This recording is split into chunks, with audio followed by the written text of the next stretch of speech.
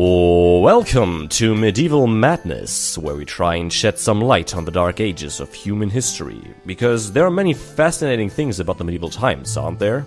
Life, well, simply was different back then, not only technologically, try and imagine living without cat videos, duck-faced pictures, and Pokemon, but it was also different in the matter of social structures, the pursuit of professions, and of course, living conditions in general.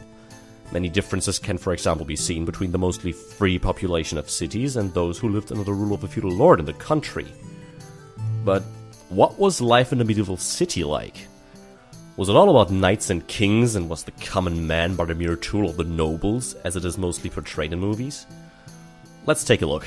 Side note, the contents of this video do not apply to every single medieval city, obviously. You won't be able to find two cities that share exactly the same characteristics, but it can be said that the features that are to be mentioned here could have generally been seen in many cities. We will focus on the average Central European city in the High Middle Ages and the Late Middle Ages. Now, where and how cities developed had many different origins. So-called mother cities slowly developed over many hundreds of years, for example in the vicinity of the Bishop's See. Other important landmarks, such as a castle or a monastery, could have caused a city to emerge in its surroundings as well.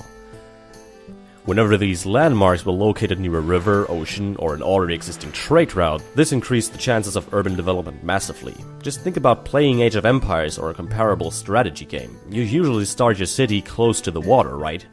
However, trade routes on land were rare during the early Middle Ages and in the beginnings of the High Middle Ages. In continental Europe, the only existing roads were leftovers from the Romans after all, and only in the following centuries a road system was developed. The reason for that? Well, it was mostly the trading between cities. Markets were the backbone of the medieval economy.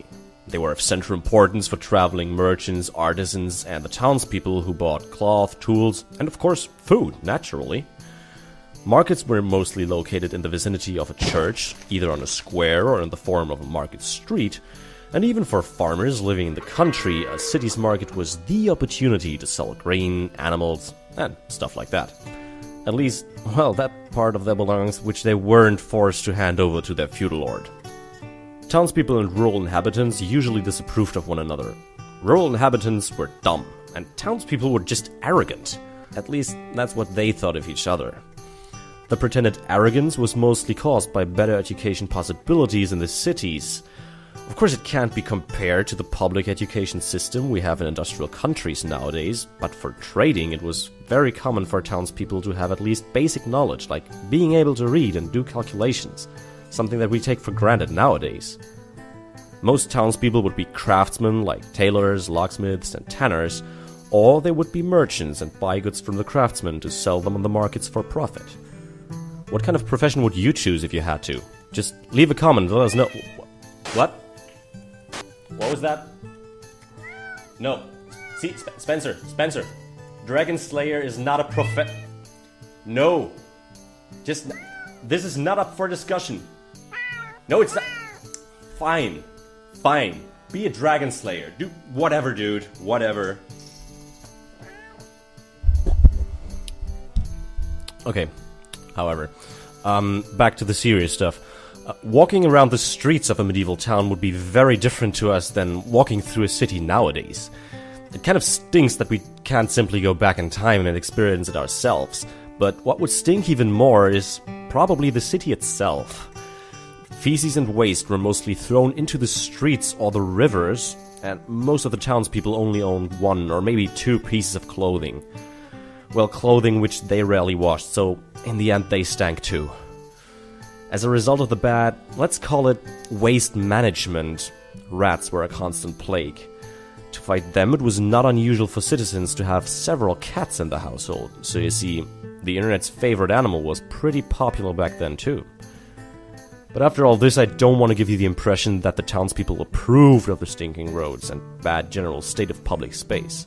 In fact, they constantly complained about it to the city's council, but it remained a lasting problem in most cities. Hygiene was of course a different topic for children of wealthy merchants or of noblemen. Also, their chances to enjoy a higher education than the common folk were enormously higher. The main source of education was provided by the churches and monasteries, in which it was possible to learn to read and write in Latin and have access to the church's libraries. Being rich sure made things easier, that doesn't seem to have changed.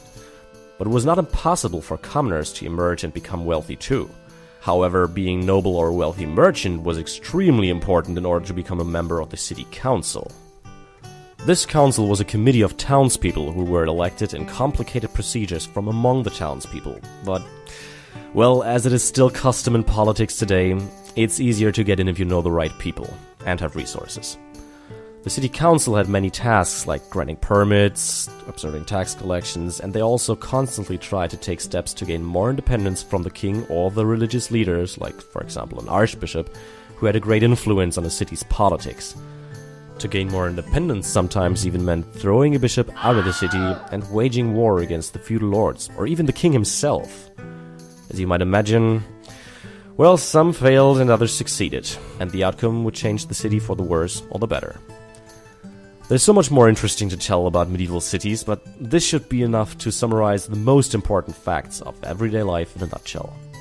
I do hope you enjoyed this video. If you have a question about the Middle Ages, then don't hesitate to leave a comment or visit my Facebook page and leave a message on my timeline.